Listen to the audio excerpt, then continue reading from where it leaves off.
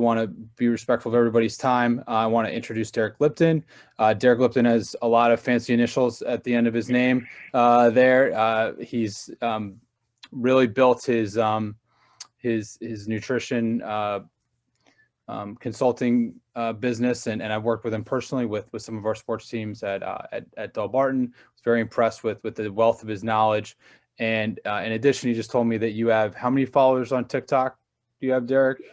Right now it's 67.4 thousand. 67,000. So not, looking pretty good on TikTok as well. So Derek is going to focus on this being the off season for many of our athletes, what to focus on.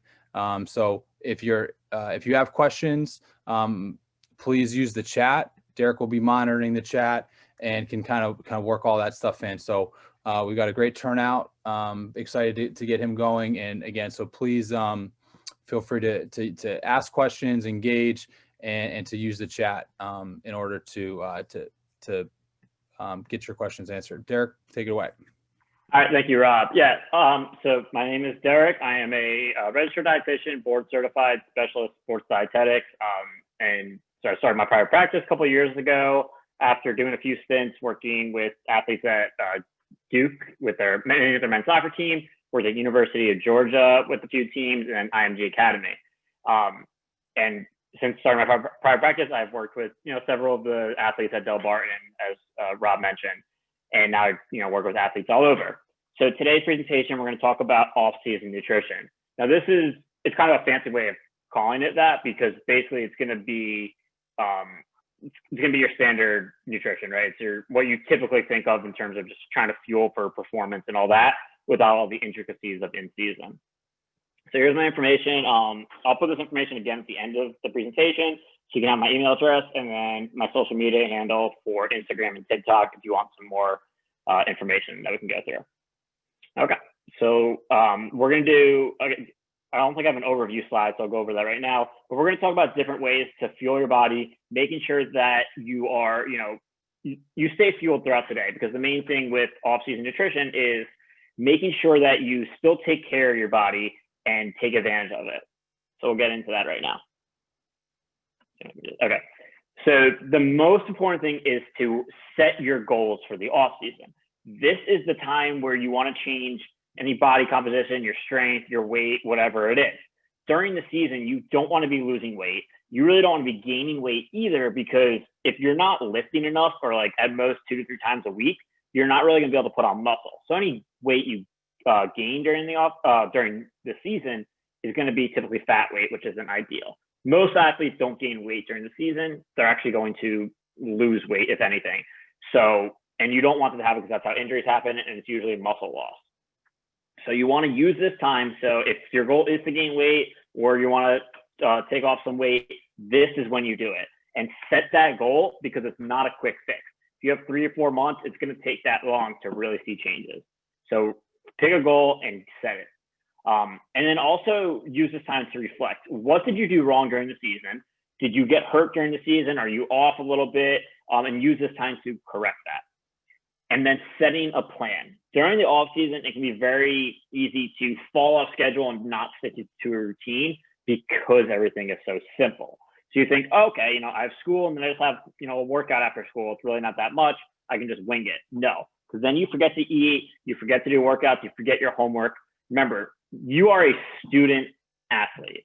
So you're not just fueling for performance. And this is something, I really focus on with my clients, is you're fueling for school as well. The brain is a muscle. It uses a lot of calories, and you need to treat it as such. So you want to make sure you start off the day solid with a good breakfast. Also on the academic side, a lot of times academics can, slip a little bit during the season, because you're busier. You have more going on. You don't have as much time to study. So this is your time to make it up, maybe get a little bit better grades. So fuel your brain properly. So with that said, you obviously want to aim for 3 meals every day, and then 3 to 4 snacks. Some athletes could get away with 2. Some might need 5 or 6. It really depends on your calorie goals and kind of how your schedule fits. And then if you also have 2 or more workouts in a day, then it's even more frequent snacks. Protein and carbs at every meal, and then there's more balance, at every snack, let's just say, sorry. and then fully balanced meals, which we'll get into on the next slide. And finally, sleep. Like I said, in the off season, you're really not as busy for the most part, or you have more structured schedules because you don't have games here and there and kind of going all over the place. So you really have no excuse for not getting adequate sleep during the off season. So don't stay up late scrolling TikTok, playing Xbox, or just goofing around. Get a solid 8 to 9 hours of sleep every night, because if you don't sleep right, if you get poor sleep quality, so even if you go to sleep early, but you're drinking caffeine, you're playing on your phone too much before, that poor sleep quality or lack of sleep can cause muscle loss and fat gain. So you really want to prioritize sleep. It's the easiest way to become a good athlete, is sleeping. All right, so now we're going to get into the athlete's plate. So, all right, if we were in person, I'd ask you to raise your hand if you've seen this before. I'm sure some of you have seen this and some of you haven't. This is the athlete's plate. It's similar to my plate that you might have seen, but basically what it is it breaks down your meals. Now, I put the moderate training. There's an easy day, a moderate day, and a hard day. Moderate day is going to be most of your off season. So you have one workout, you're trying to maintain your weight, you're just trying to get stronger. This is what it's going to be. What you'll see though is on a hard day. So if you're doing 2 hard workouts in a day, or maybe you want to gain weight, this line right here, I think you guys can see my mouse, is going to move here a little bit. It's like closer to here, and then a quarter plate vegetables. Right now, it's a quarter protein, and then you split the rest pretty evenly. Regardless of your goals, you're always going to have that quarter plate protein. And then if you're trying to lose weight, this line right here is going to move up a little bit, and then you go like a half plate vegetables. And then what you'll see on the side is, so you got your flavorings, which obviously don't contribute calories. You got a beverage here. Sometimes you're going to add a little fruit on the side. That's really not necessary depending on what you put here. And then the biggest thing is the fat on the side. That's the fourth main component of every meal: protein, carbs, fruit, vegetable, and the healthy fat. The fat usually gets mixed in. So let's say you do a PB&J, right? The peanut butter has the fat content. If you're making a sandwich, you put the avocado on it. For the most part, it's going to be your oil. So like you cook in your olive oil, it gets soaked in, right? You have eggs, the egg yolks have the fat.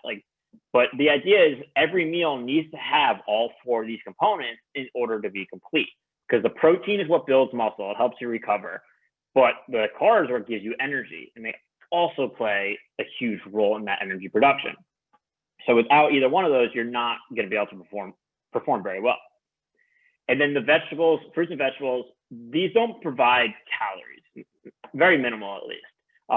So they don't really necessarily contribute to energy directly, but they provide most of your vitamins and minerals. And that's what helps the body carry out the metabolic processes that help calories give you energy. So they are very, very important.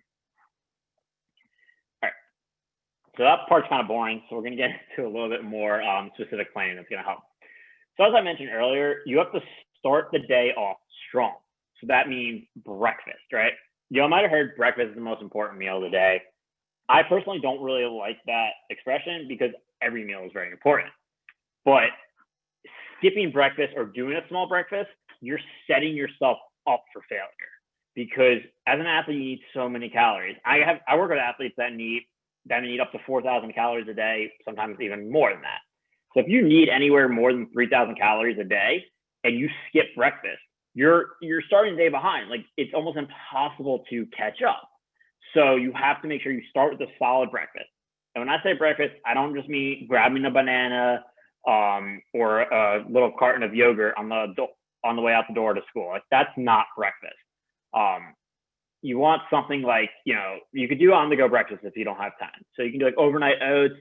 There's breakfast tacos. There's hard-boiled eggs and a bagel, protein smoothie. I showed you guys my social media handle, and I'll show it again at the end. I actually just had posted something about this the other day with some on-the-go breakfast ideas. So y'all can check that out for more recipes, since I can't really fit that in here.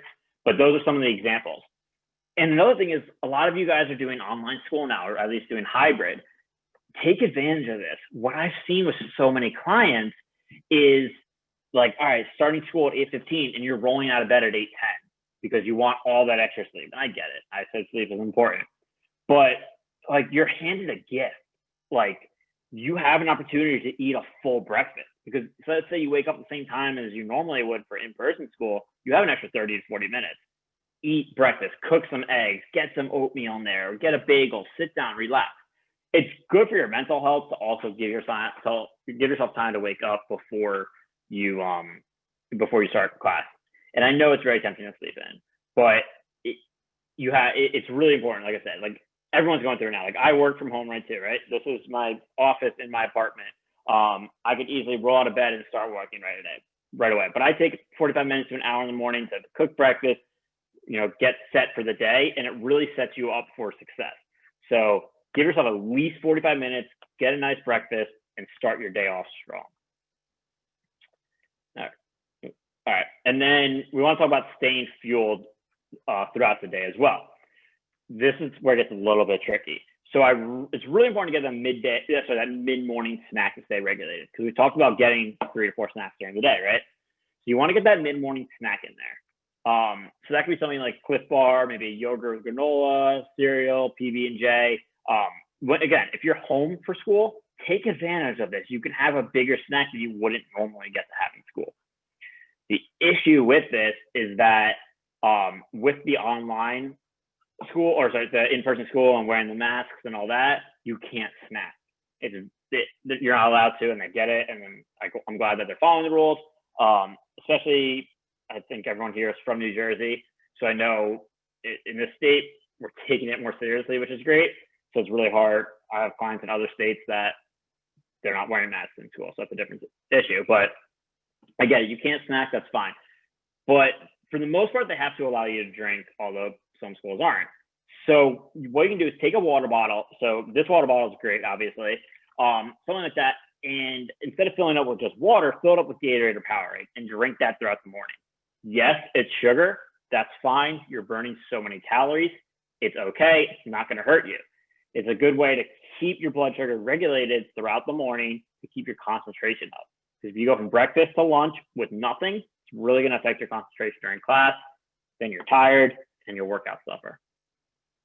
And with that said, even if you drink that Gatorade, it's not enough of a snack. So you need to make a bigger lunch on those in-school days.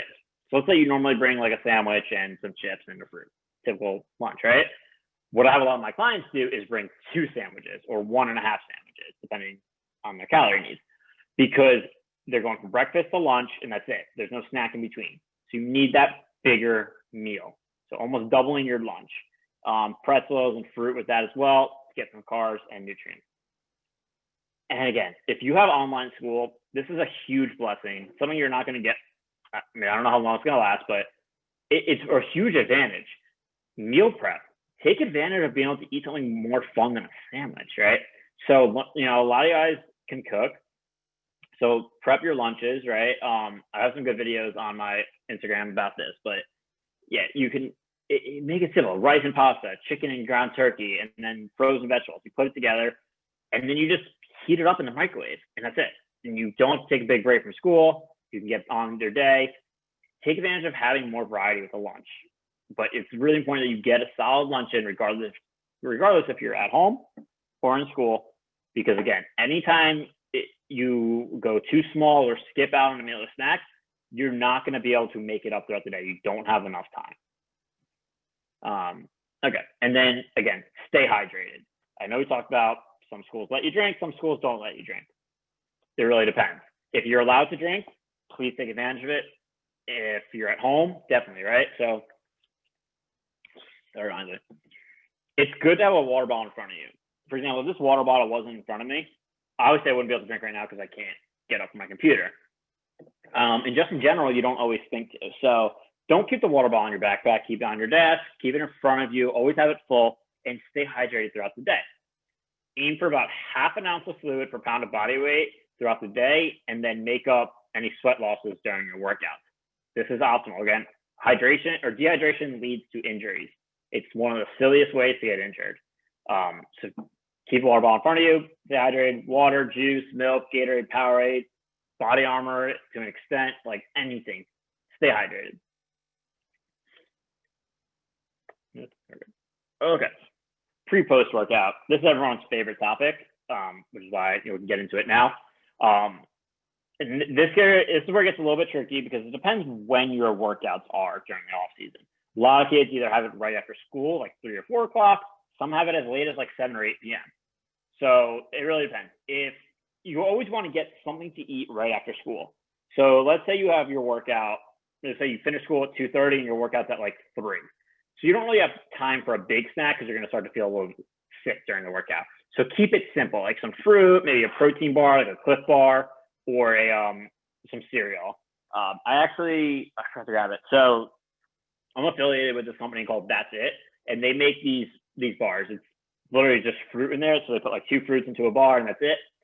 And that's why it's called That's It. And those are really good because it's a good, quick carb source. It's all natural. It's no added sugar if that concerns you or anything like that. So that's really good as like a quick snack, like right before your workout if you need it. They also have other Crunchables. I'm going to do videos on that though, so I won't really do like an ad right now for it. But those are good to look into as another option. If you have more than an hour, so let's say your workout's at 4 o'clock, 5 o'clock, 6 o'clock, right? You get out of school, have a bigger snack. Again, as an athlete, at least one of your snacks every day should be what I call a meal-like snack. So something that a younger kid might call a meal that even your parents might call a meal. It's like a PB&J, a turkey sandwich, oatmeal, a big bowl of Greek yogurt with granola and some fruit. Big snack. A lot of calories are getting expended throughout the day, so you need to eat a lot as well. And then once you get into that workout, fuel and hydrate during the workout. If it's an hour long, all right, you're good. Some water, you're all right. A lot of y'all are doing 2 to 3 hour workouts, especially if you're at the elite level. Some even 4. I know if we have tennis players here, I know you're doing like 6 to 8 hours a day. So that's a different story. But if you're going for more than an hour, you need carbs during it because that second hour and beyond is going to be drained. You might not feel it because you're so used to it, or you think that's how you should feel. So get some carbs. So drink some Gatorade or Powerade, get some applesauce, fruit chews, banana, granola bar. So Gatorade makes those chews and like Honey Stinger and all them. Those aren't necessary. They're kind of expensive. You could just literally do like the Welch's or the Mott's chews, like buy a huge box of them at Walmart or Costco and just bring those with you. And then try to get some kind of snack or meal within an hour after that workout. There's no need to chug a protein shake like right away, especially if you're gonna have dinner. So let's say your workout finishes at 6 and dinner's at 6:30 or 7. You don't need to chug a protein shake and then go eat dinner. That's just a waste because everyone thinks like, oh, protein shake's gonna build muscle. No, protein shakes are convenient. So let's say your workout finishes at like 4 o'clock and dinner's at 6. Then okay, let's get that protein shake with some fruit or some cereal as your snack. But if you do that and then dinner half hour later, it's just a lot of protein at one time that your body's not going to use for muscle growth. You need to space it out. Okay, and another favorite topic for everyone, supplements. So myself and just like almost every dietitian out there, I take a food first approach. There's no reason to waste your money on supplements that you can easily get from food. So things like multivitamins. A lot of athletes take them. You don't need to. Unless you have dietary restrictions, you're just wasting your money and you're buying an expensive pee. Like you've probably heard that before, right? Because you're going to pee a lot of them out or you're just absorbing them. You don't need them. Unless you have dietary restrictions that prevent certain fruits or vegetables or grains, then there's really no need to waste your money on multivitamins. BCAAs are another one that people waste money on. Unless you're a hardcore vegan and you really struggle to hit your protein needs, there's no reason for BCAAs because you get the leucine, isoleucine, and valine in all of your complete protein sources, and you get enough. So you definitely don't need to waste your money on that. Pre-workout as a young athlete, don't use it. If you need that boost, just drink some coffee for the caffeine. That's really the bulk of what pre-workout does for you. And a lot of them are not safe for athletes. So these are the 3 supplements that athletes should or need to take. The first 2 are ones that all athletes should take, and then the protein powder will depend. So creatine monohydrate. The monohydrate is the important part. There's creatine HCl and monohydrate. Monohydrate is cheaper. It's more research. Totally safe. It's not a steroid. It's totally safe. Highly researched.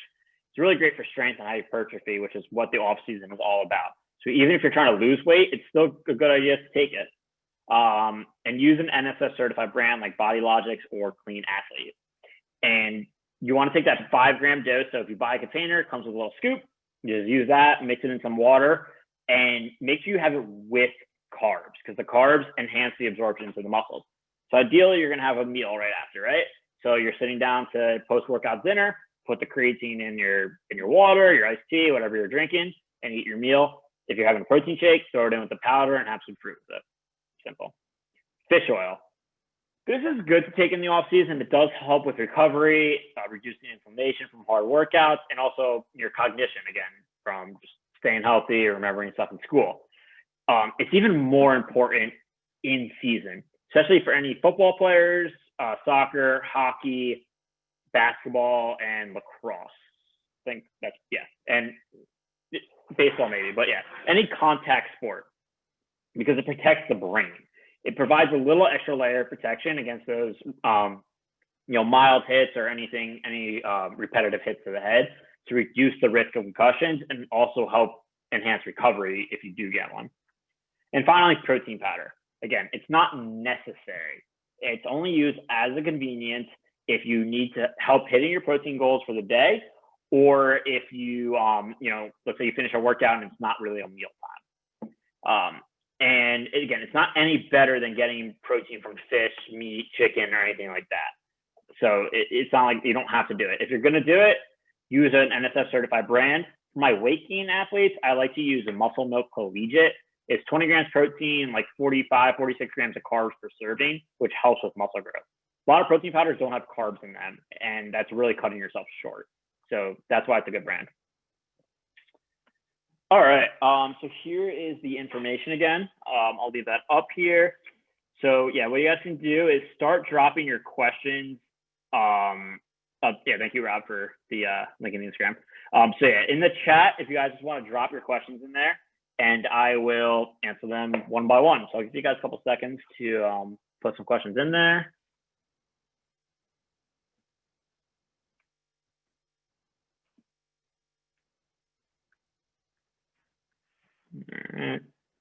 All right.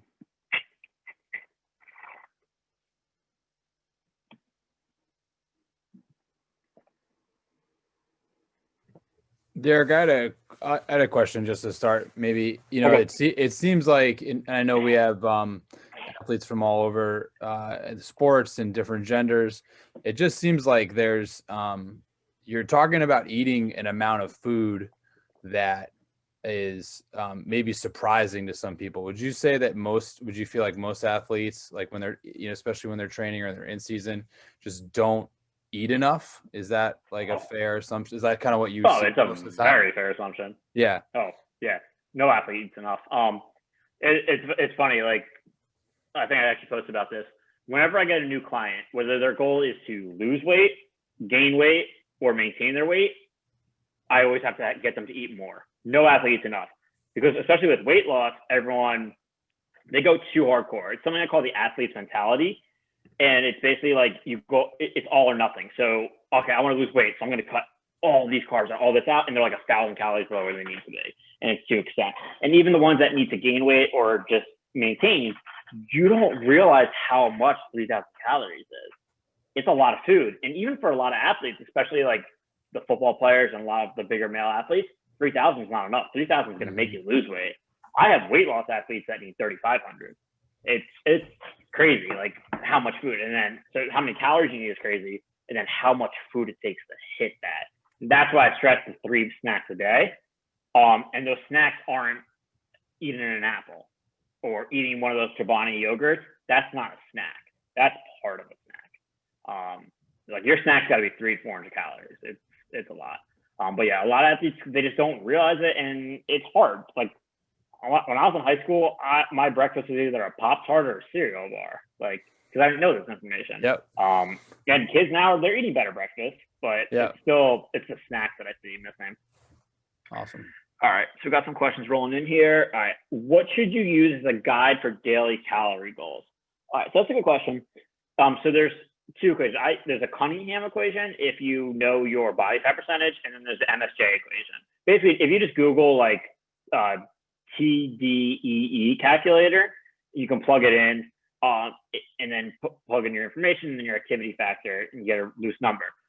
the thing is, for athletes, like young kids, I don't recommend calorie counting because it can get very stressful. It creates kind of a mental battle going on, or psychological struggle that can really carry on with you. So it's not really something I recommend to do. So it's good to get a good baseline, but you still want to go with more an intuitive approach.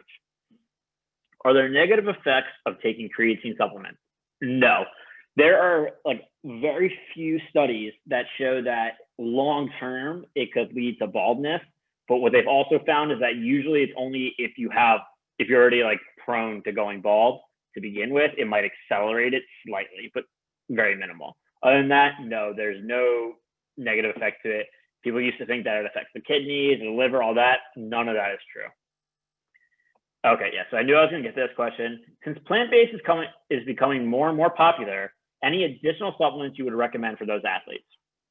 So yeah, if you're on a plant-based diet and you're trying to lose weight, you absolutely need a protein powder. Because the thing with the weight loss diet is you actually have higher protein needs than if you're on a weight gain diet, because calories are protein sparing. So all you need is to hit that minimal threshold of protein and you'll build muscle, and the calories do everything else, like the carbs and the fat. When you're in a weight loss, you need a little bit extra protein to make sure you maintain your muscle.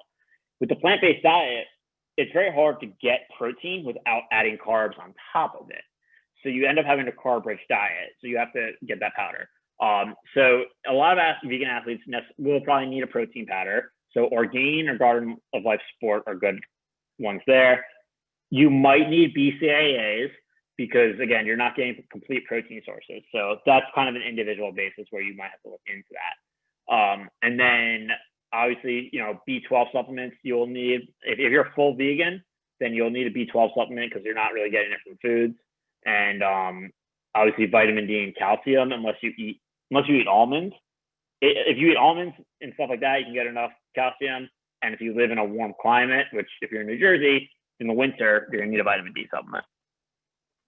Does this all equally apply to middle school girls? So, I mean, yes and no. It's not equal. Like, I doubt you're in middle school and you need 3,000 calories a day. Your calorie needs to probably be a little bit lower if you're smaller. Middle school is a weird age. It could be a 12-year-old girl that's 4'8", or you could be 5'10" already, because you're usually done growing by 12 or 13. So it's really like, it could vary. It depends a lot, right? The concepts of this all apply, like starting day out, solid breakfast, getting snacks, hydrating, all that. It's just that your portions will be a little bit smaller and you have a little more leeway. That's the physical part of it. Mentally or psychologically, it's very different. I won't work with anyone really. My cutoff is usually 14. I will make exception for some 13-year-olds depending on competitive level and maturity, because at a certain age, you don't want to be too young and doing this, because it can create a lot of psychological stress and it can build a negative relationship with food. You need to be a little bit more mentally mature to understand what you're doing with the food, so you don't develop any bad habits. Not that working with a dietitian develops bad habits, because the point of working with me is to get on the right path, but it's still thinking about it, and it should be very free-flowing at that age. What is a good calorie? Does this apply to middle school boys? Okay, so same concept. That was the other question, but that came after. Okay, what is a good calorie goal for the off season if you're not trying to gain weight and working out daily? So actually, I get this question a lot on social media, and I try to answer it as calmly as I can. Calorie goals have more to do with you, like your height, your age, your weight, and your activity level than your sport and all that. So there's no set calorie goal just because it's the off season, or just because you're a volleyball player, just because you play lacrosse. It's based on those factors. Again, it could be 2,000 calories, it could be 4,000, because there's a lot of factors that depend on it. So you can either work with me or you have to calculate it yourself. Do you recommend tracking macros after establishing targets for growth, et cetera? All right, so I guess you probably asked this after I answered it before. If you're under 16, or if you have a history of disordered eating or anything like that, I strongly discourage counting calories, macros, and all that. Maybe do it once in a while, but become intuitive with it. Understand what your portions look like, so you're not counting every day, because you don't want to be weighing and measuring everything. Because what happens a lot is you get very reliant on tracking your calories and putting it into MyFitnessPal. So what happens when you go out to eat to a restaurant? What happens if someone else is cooking the food for you? You're going to a friend's house. What do? You stress over the fact that you can't track it. So you avoid social situations or something else. So that's why I'm not a huge fan of tracking that often. Okay, so can't do that. Can you talk about the glycemic index for carbs? Plain pasta, sweet potato candy? Yeah. So I can answer that briefly because we're kind of up on time.